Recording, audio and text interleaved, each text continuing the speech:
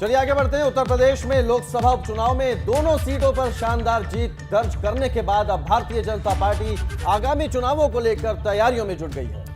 और इसको लेकर कल देर शाम मुख्यमंत्री आवास पर दिग्गजों की बड़ी बैठक हुई है। दिल्ली से आए केंद्रीय मंत्री धर्मेंद्र प्रधान और सीएम योगी के अलावा कई दिग्गज इस बैठक में मौजूद रहे। ऐसा माना जा रहा है कि 1.5 घंटे तक चली इस बैठक में आगामी राष्ट्रपति चुनाव, निकाय चुनाव के अलावा 2024 लोकसभा चुनाव के लिए उत्तर प्रदेश भाजपा के नए कप्तान को लेकर भी चर्चा की गई है।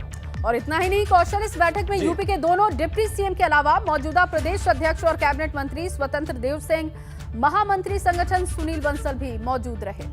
तो देखिए कौन होगा उत्तर प्रदेश का कप्तान, इसी को लेकर ये बैठक बहुत अहम थी।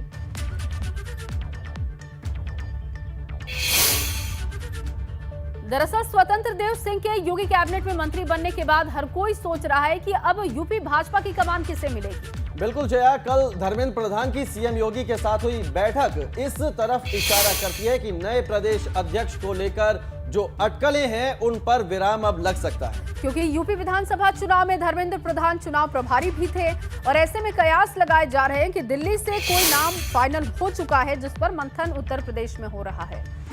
हम लगातार आपको अपनी स्क्रीन पर ग्राफिक्स के जरिए समझा रहे हैं कि किसको उत्तर प्रदेश भाजपा की कमान मिल सकती है। तो ये वो तमाम चेहरे हैं जो उत्तर प्रदेश भाजपा की कमान संभाल सकते हैं। ये संभावित चेहरे जिसमें भानु प्रताप सिंह वर्मा का नाम शामिल है, एसपी सिंह बघेल हैं और बीएल वर्मा का नाम भी इसमें सामने आ रहा है, जिनको प्रदेश भाजपा की कमान सौंपी जा सकती है। तो ये वो संभावित चेहरे हैं जो हम आपको दिखा रहे हैं। और ये दलित ओबीसी से ये चेहरे आते हैं और माना जा रहा है कि इनमें से भी किसी को कमान सौंपी जा सकती है।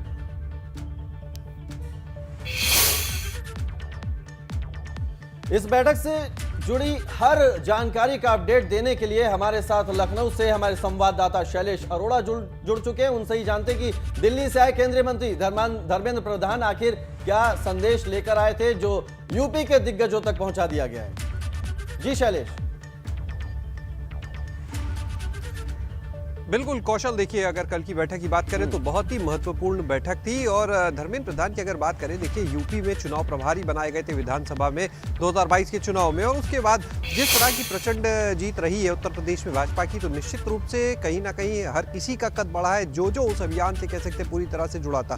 तो यहाँ पर मंत्रिमंडल का जब गठन हुआ उत्तर प्रदेश में, उसके बाद धर्मेंद्र प्रधान का ये पहला दौरा था। यहाँ वो कुछ कार्यक्रमों के सिलसिले में आए, कुछ समीक्षा बैठक, लेकिन जो सबसे अहम वो कल शाम को एक बैठक हुई मुख्यमंत्री आवास पर जो देर रात तक चली, और उस बैठक में मंथन हुआ तमाम मुद्दों पर, जिसमें बात करें मुख्य रूप से तो भाजपा के प्रदेश अध्यक्ष को लेकर चर्चा हुई। हालांकि देखिए नाम जो है प्रदेश अध्यक्ष का वो केंद्रीय नेतृत्व को तय करना है, घोषणा करनी है, लेकिन जो मंथन है वो प्रदेश स्तर पर भी चल रहा है, क्योंकि जिस तरह से लगातार चुनावों में परिणामों में जीत देखने को मिली है भाजपा को, मुख्यमंत्री का भी कद उसकी वजह से और बढ़ा है। और ऐसे में हर जगह पर अगर बात करें तो उनका रोल बहुत इंपॉर्टेंट है। और धर्मेंद्र प्रधान वहां पर रहे उस बैठक में।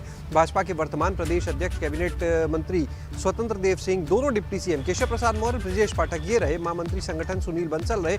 तो ये सब लोग रहे। लगभग 7:30 बजे देखिए 7:35 पर यह बैठक शुरू होती है और 9:15 बजे सब लोग मुख्यमंत्री आवास से निकलते हैं, डिनर भी हुआ, लेकिन लगभग 2 घंटे तक अलग अलग विषयों पर मंथन, जिसमें प्रदेश अध्यक्ष के नाम को लेकर चर्चा की गई।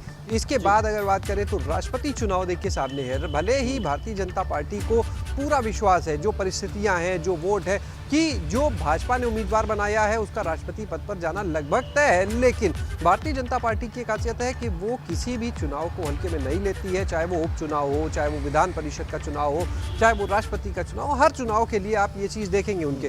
तो वहाँ पर अगर हम बात करते हैं तो उसको लेकर चर्चा हुई। इसके बाद अगर आगे बात करें तो इसी साल देखिए निकाय चुनाव भी होने, तो निकाय चुनाव को लेकर भी अब चर्चा होनी शुरू हो गई है, उसको लेकर भी रणनीति बनाई जा रही है।